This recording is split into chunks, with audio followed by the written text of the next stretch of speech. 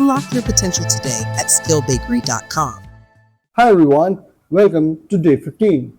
We are now in the final stages of the course. Today we will build a simple but complete AI chatbot proof of concept using everything we have learned. Before we start coding, a quick recap of day 14. When we search the vector database, we usually get multiple relevant chunks. Instead of just taking the first result, we should request more matches than we need, rank them by similarity, select the best ones, combine them into a clean context. This gives the language model better information and improves the final answer. Now let's go ahead and build a chatbot.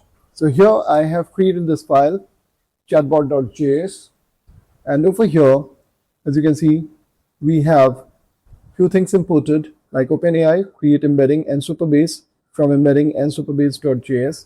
We also have readline, and then here we are creating an interface.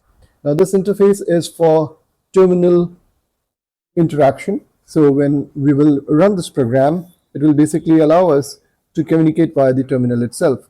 So as a user, you'll be typing your query and the bot will revert back with its replies. The first method that we have been using till now in many of the lectures is ask question. And here we have the question as parameter.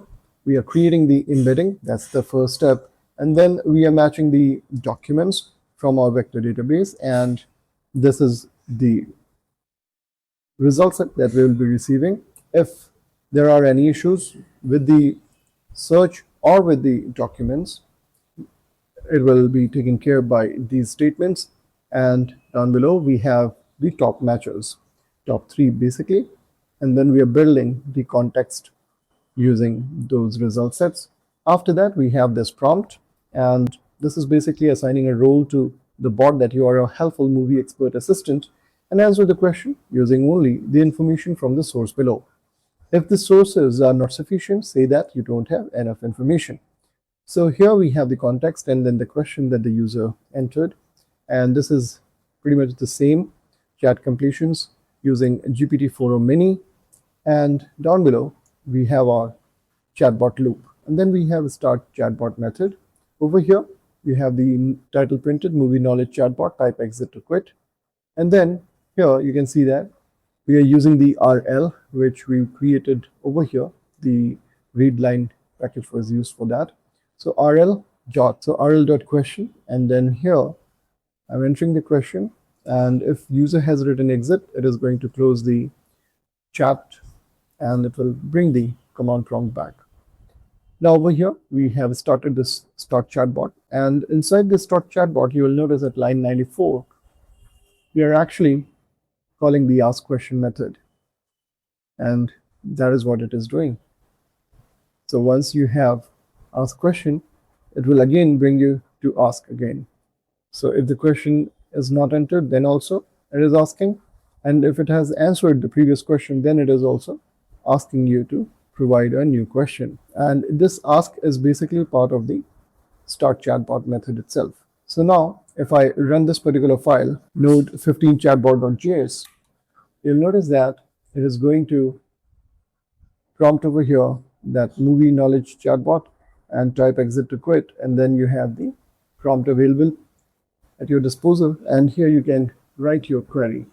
So I will be giving you 2 scenarios. The first one where we'll have some results from the bot, and the next scenario will be we'll ask some questions which will not be present in our data source, and that's the reason why it will not be answered by the bot. So here let's ask the first question. I want a drama that explores human emotions and vulnerability. Press enter. So here you can see it says searching knowledge base, and it came back with some response. Based on the information provided, I recommend a heartfelt film that explores human emotions and vulnerability. And here you can see this is the answer that it has picked up from the data source. Now I can go ahead and ask another question. For example, I want a movie with deep emotions and strong character development. And this also, as you can see, is referring to the first response only and the same source actually. Similarly, if we ask something about the Inception movie. We can see that it searched the knowledge base, and here it says Inception explores themes of reality, memory, guilt, and the nature of the human mind. Now, if I go ahead and ask another question, and there we have our second scenario where it says, I don't have enough information. So you can see that we have queried 4 times, and out of 4, it was able to answer 3 of our queries, and the last one that we asked, it said, I don't have enough information. So here, as we mentioned in our code, that if you do not know anything about the query, simply revert back saying that I don't have information. So this is what it is doing. If the sources are not sufficient, say that you don't have enough information. Tomorrow is the final day. We will start the solo project Pop Choice. If you find the video helpful, don't forget to like and subscribe.